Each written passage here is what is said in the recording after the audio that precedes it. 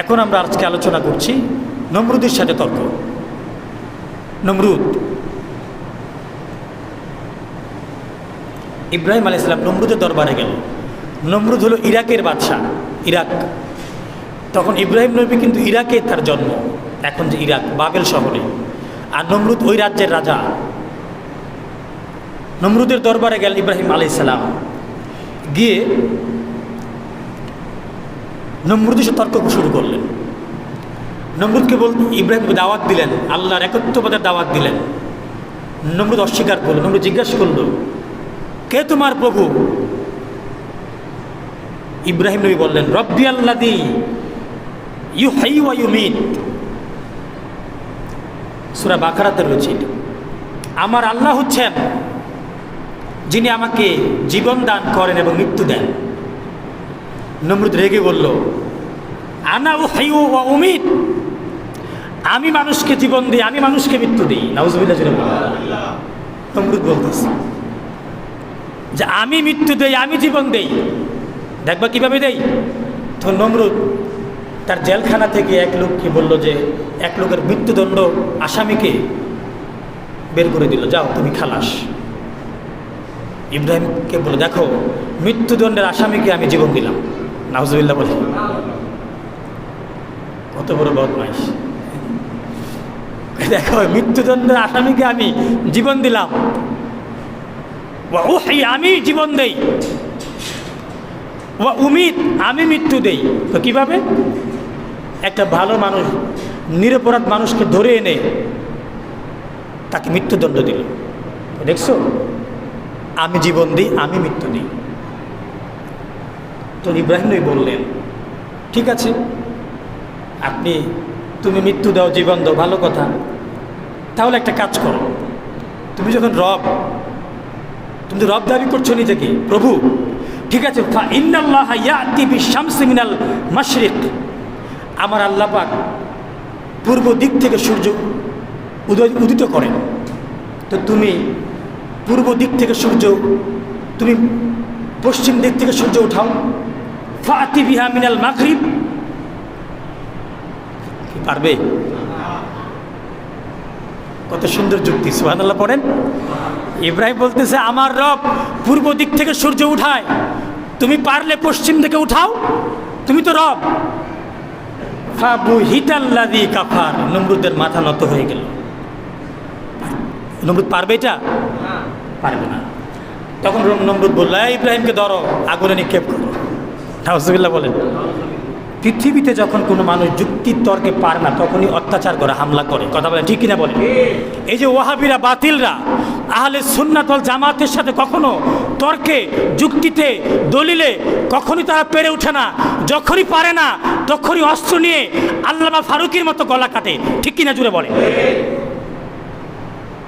যখনই বাতিলরা সুন্নি মুসলমানের সাথে, উলামায়ে কেরামের সাথে দলিল দিয়া পারে না, যুক্তি দিয়া পারে না, বাহাসে পারে না, মুনাজারায় পারে না, তখন অস্ত্র নিয়ে জঙ্গি লেলিয়ে দেয়, রাস্তা আটকে মারধর করে, পানিতে ফেলে দেয়, বস্তায় ভরে অত্যাচার করে, ফারুকীর মতো ঘরে ঢুকে গলা কেটে ফেলে। ঠিক কিনা জুড়ে বলে?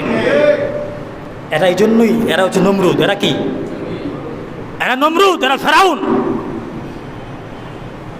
দেখেন, যখন যুক্তি তর্কে পারে না, তখন কয় হারিকুহু ওয়ানসুরু আলিহাতাকুম, ইব্রাহিমকে ধরো, আগুনে নিক্ষেপ করো।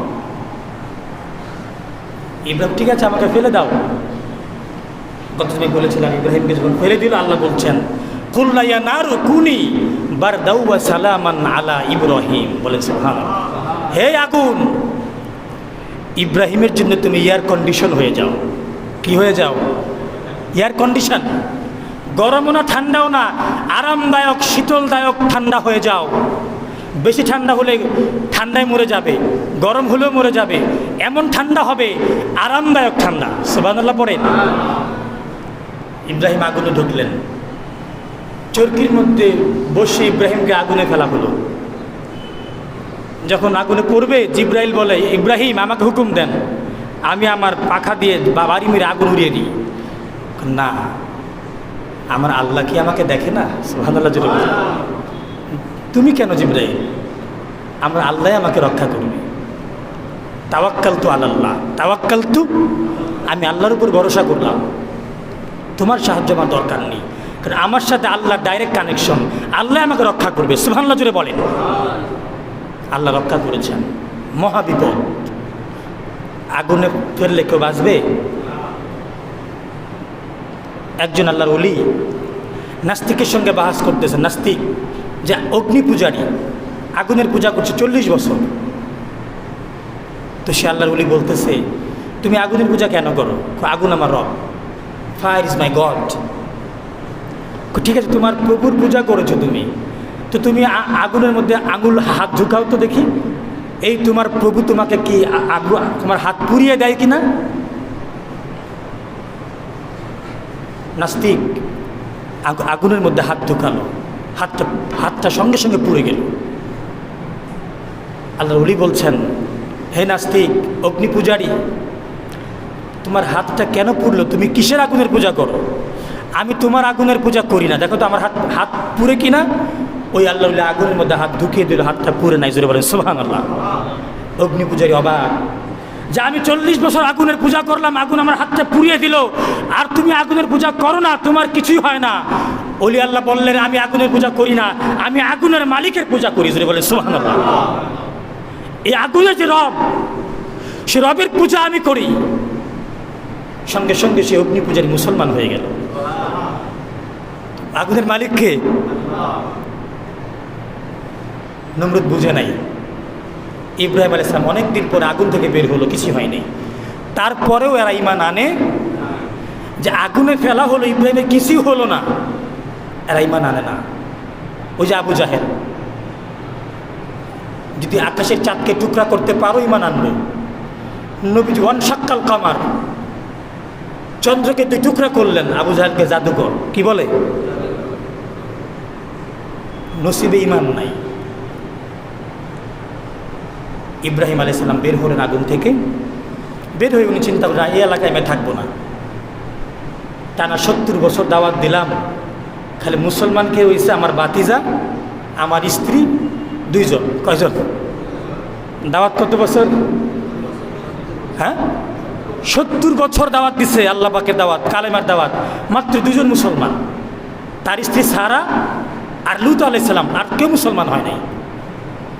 চিন্তা করছেন কত কীরকম জাতি এরা? ইব্রাহিম আলাইহিস সালাম বললেন, আমি চলো, আমার স্ত্রীকে বলতে চলো, ভাতিজাকে বলতে চলেন, আমরা চলে যাই, এই এলাকায় থাকবো না, হিজরত। এরা ঈমান আনে না। 70 বছর দাওয়াত দিলাম, হবে না, চলেন আমরা চলে যাই। কোথায়? ফিলিস্তিনে, কেনানে, এখন বাইতুল মুকাদ্দাসের অদূরে কেনান রাজ্যে।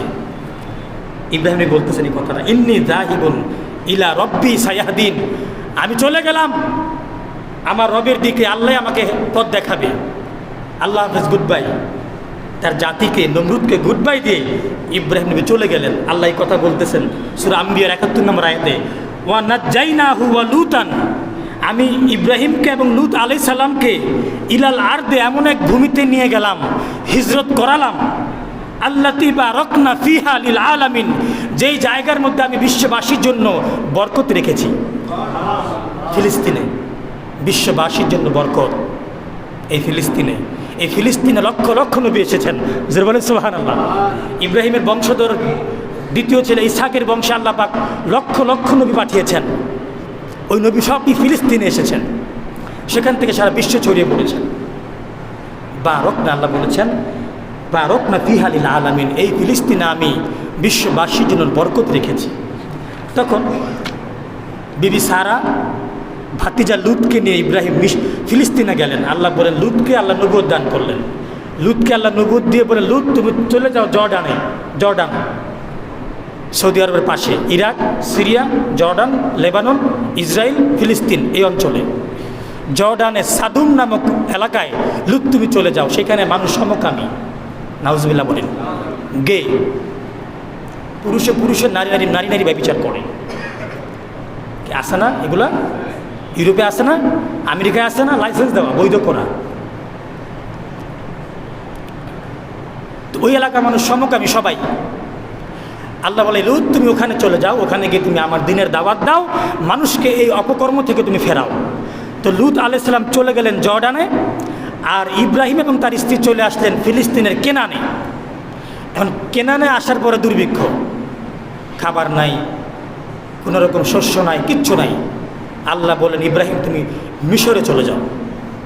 মিশর, আমার ছোটো ভাই মিশরে থাকে, আল আজহার বিশ্ববিদ্যালয়ে পড়ে, আমার 3 নম্বর ভাই, অনার্স পড়ে, ইসলামিক ল সেকেন্ড ইয়ারে পড়ে।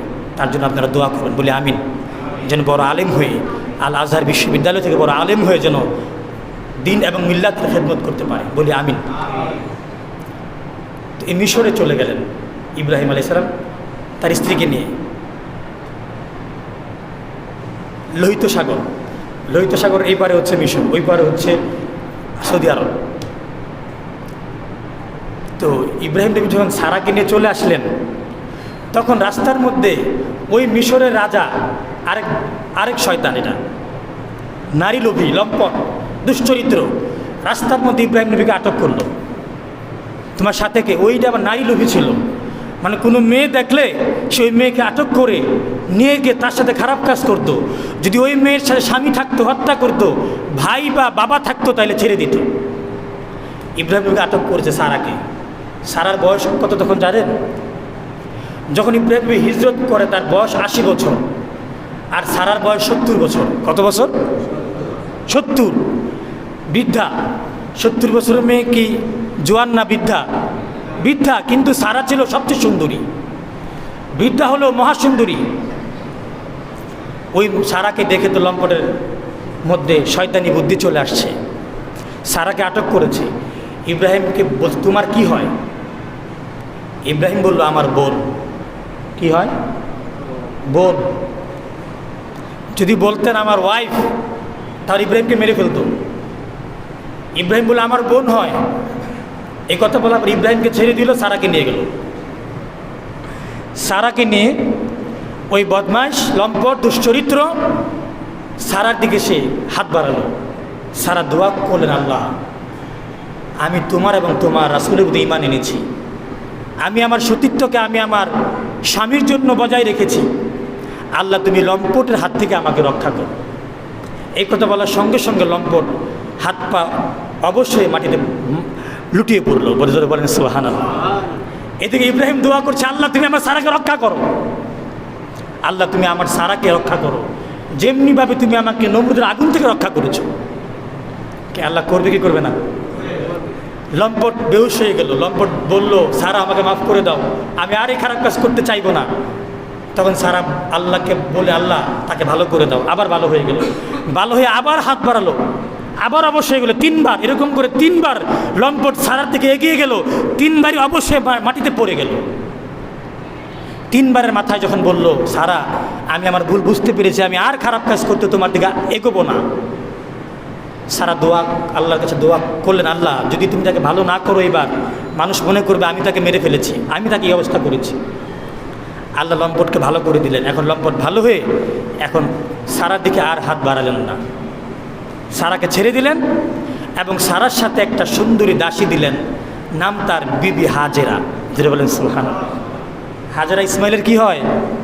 মা। সারার খেদমতের জন্য হাজেরাকে দিলেন। হাজেরা আরো সুন্দরী। এখন সারা হাজেরাকে নিয়ে ইব্রাহিমের কাছে আসলো। স্বামী স্ত্রী বলল যে আমাকে কোনো ক্ষতি করতে পারে নাই। ইব্রাহিম বলল, আমি তোমার জন্য দোয়া করতেছি, আল্লাহ আমাদেরকে রক্ষা করেছে। যেটা বলেন সুবহানাল্লাহ। ইব্রাহিম বলেন, চলো আমরা মিশরে থাকবো না, আমরা আবার ফিলিস্তিনে চলে যাই। এখন ওই শয়তান যে লম্পট মিশরের রাজা অনেক স্বর্ণ, দিনার, দিরহাম, গহনা অনেক কিছু দিলেন, উপহার দিলেন ইব্রাহিমকে, অনেক অর্থ সম্পদ দিলেন। ওই অর্থ সম্পদ নিয়ে বিবি সারা হাজেরা ইব্রাহিম নবী আবার ফিলিস্তিনে কেনানে চলে আসলেন। বলেন সুবহানাল্লাহ। এখন সারার তো বাচ্চা হয় না, বন্ধা। এখন সারা চিন্তা করলেন, আমার তো বাচ্চা হয় না, তাহলে আমার যে দাসী হাজেরাকে আমি ইব্রাহিমকে দিয়ে দিই। ইব্রাহিম তুমি হাজেরাকে বিয়ে করো, যেহেতু আমাদের ঘরে কোনো সন্তান নাই, আপনি হাজেরাকে বিয়ে করেন, আমার কোনো আপত্তি নাই। যেটা বলেন সুবহানাল্লাহ। তখন ইব্রাহিম আলাইহিস সালাম হাজেরাকে বিয়ে করলেন। তখন ইব্রাহিমের বয়স 85 বছর। কত বছর? 85। আর সারার বয়স হচ্ছে 75। তখন ইব্রাহিম আলাইহিস সালাম হাজরাকে বিয়ে করলেন। বিয়ে করে ইব্রাহিম নবী আল্লাহর কাছে দোয়া করলেন, আল্লাহ রব্বি হাবলি মিনাস সলিহিন, আল্লাহ তুমি আমাকে একটা নেক সন্তান দান করো। জোরে বলেন সুবহানাল্লাহ। তো যারা বিয়ে করেছেন এই দোয়াটা সবসময় করবেন, রব্বি হাবলি মিনাস সলিহিন, রব্বি হাবলি মিনাস সলিহিন, আল্লাহ আমাকে নেক সন্তান দান করেন। আল্লাহ বললেন ফাবাশশারনাহু বিগুলামিন হালিম, আমি ইব্রাহিমকে একটি ধৈর্যশীল সন্তানের সুসংবাদ দিলাম। হাজেরার গর্ভে, সারা তো বন্ধা, সারার গর্ভে কোনো সন্তান নাই। তখন আমাদের সমাজে যাদের সন্তান হয় না, আসে না এরকম বন্ধা নারী আসে না, আত্মহত্যা করতে যায়। কেন করবেন? বিবি সারা তো বন্ধা ছিল, কার উপর ভরসা করেছে? আল্লাহর উপর ভরসা করেছে, কষ্ট পায় নাই, দোয়া অব্যাহত রেখেছে, আল্লাহ আমাকে নেক সন্তান দেন। 86 বছর বয়সে আল্লাহ মা হাজেরার গর্ভে ইসমাইলকে দান করলেন। জোরে বলেন সুবহানাল্লাহ। ইসমাইলের জন্ম হলো ফিলিস্তিনের কেনানে। ধারাবাহিক আলোচনা করছি। এখন ইব্রাহিমের ঘরে ইসমাইল হলো। আল্লাহ বলছেন কি, ইব্রাহিম তোমাকে আমি একটা এমন সন্তান দিব যে সন্তান ধৈর্যশীল। ধৈর্যের দাম আছে না নাই? ধৈর্যের অনেক দাম। একটা ঘরের বউ আল্লাহ রাসূল বলেছেন তোমরা বিবাহ করো দিনদার মেয়ে দেখে। দিনদার মানে কি জানেন? ধৈর্যশীলা। একটা মেয়ে যদি ধৈর্যশীল হয় স্বামীর ঘরে, ওই সংসারটা জান্নাত হয়ে যায়। ঠিক কিনা জোরে বলে? আর ধৈর্য না থাকলে, একটা মেয়ে যদি ধৈর্য না থাকে সংসারে অভাব আসবে, দুঃখ আসবে, কষ্ট আসবে, সমস্যা আসবে, সমস্ত সমস্যাকে মোকাবেলা করতে হবে। যদি একটা মেয়ে ধৈর্যশীলা না হয়, সংসারটা জাহান্নাম। ঠিক কিনা বলেন? যারা বিয়ে করেছেন বলেন ঠিক কিনা?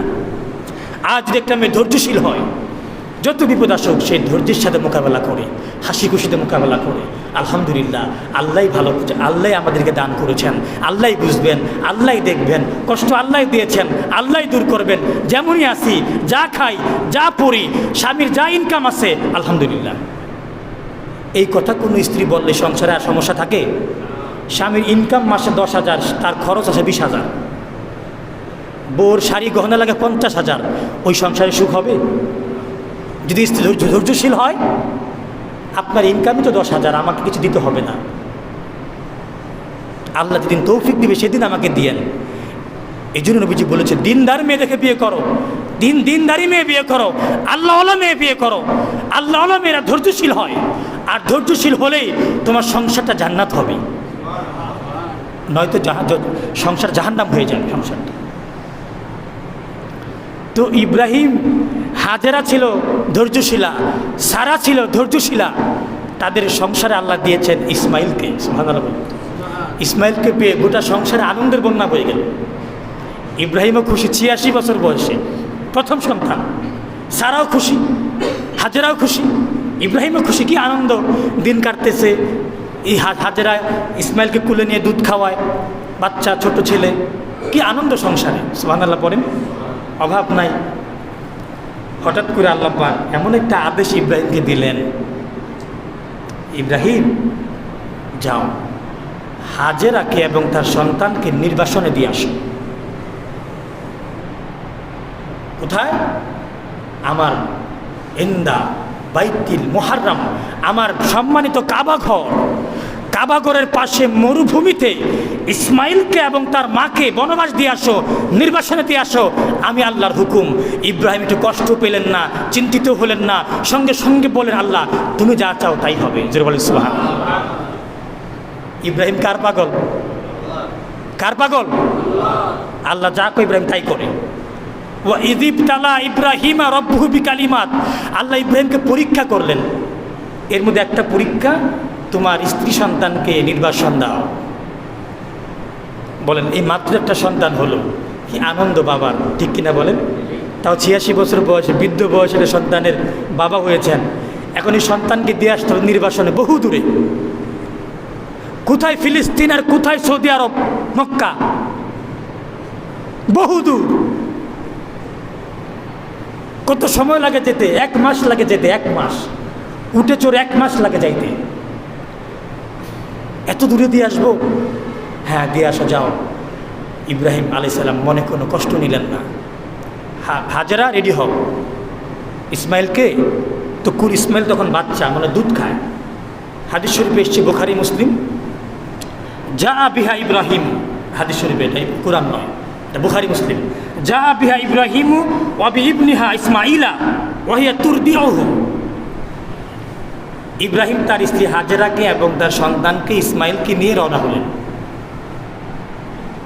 তখন হাজেরা জানে না কোথায় যাচ্ছে, কি করতে যাচ্ছে, কিছু জানে না। স্বামী নিয়ে যাচ্ছে, আমিও যাচ্ছি, সুবহানাল্লাহ বলেন। আর এখনকার বুড়া কি কয়? কোথায় যাইবা, কেন যাইবা, কি করবা, আগে কও, যাবো না। কি আছে না নাই? খবরদারি করে। স্বামী বলছে রেডি হও, যাবো বা যাবো।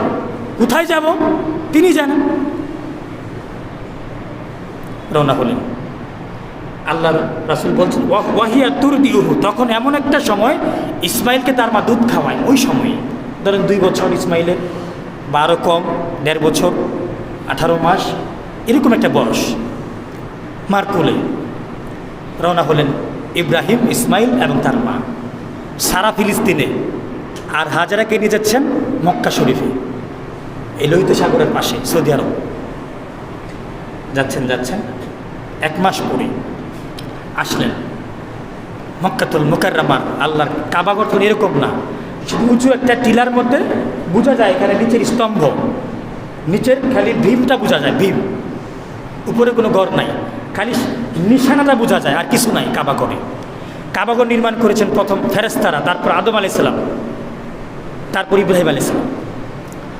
যখন নূহ আলাইহিস সালামের যখন বন্যা আসলো, ওই বন্যায় কাবাঘর ধ্বংস হয়ে গেল, বন্যায় ধ্বংস হয়ে কাবাঘর ভেঙে গেল, দেওয়াল ভেঙে শুধু নিশানাটা আছে, চিহ্নটা ছাড়া কিছু নাই। ইব্রাহিম আলাইহিস সালাম তার স্ত্রীকে নিয়ে আসলেন, এখানে রেখে সাথে নিয়ে আসলেন 1 পোটলা খেজুর, 1 মশক পানি। তো কাবাঘরের পাশে একটা গাছ আছে, দাউহা, বিশাল গাছ ছিল তখন, এখন নাই। বিশাল গাছের নিচে ইব্রাহিম বসলেন, হাজেরাও বসলেন, ইসমাইল কোলে। কি একটা মোমেন্ট! ইব্রাহিম কিছু বললেন না, কোনো কথা নাই। 1 পোটলা খেজুর আর পানি হাজেরা হাতে দিলেন, দিয়ে কোনো কথা নাই, আওয়াজ নাই, শব্দ নাই, সোজা হাঁটা শুরু করলেন। হাজেরা, কি ব্যাপার, এইখানে রেখে ইব্রাহিম কোথায় যায়? এখন হাজেরা কথা বললেন, আইনা তাযহাবু ইব্রাহিম, ইব্রাহিম আপনি কোথায় যাচ্ছেন? ওয়া তাতরুকুনা বিহাযাল ওয়াদি আল্লাযী লাইসা ফীহি ইনসুন ওয়ালা শাইউন, আপনি আমাদেরকে এমন জায়গায় রেখে যাচ্ছেন, এখানে কোনো মানুষ নাই, কোনো কিচ্ছু নাই, না আছে পানি, না আছে কিছু মানুষ, না আছে কিছু, পুরা মরুভূমি আর মরুভূমি। হায় হায়, আইনা তাযহাবু ইব্রাহিম। ইব্রাহিম কোনো কথা বলে না, হাঁটতেছে তো, ইব্রাহিম হাঁটতেছে, কোনো কথা নাই। হাদিস শরীফে এসছে ইব্রাহিম পিছনেও তাকায় না।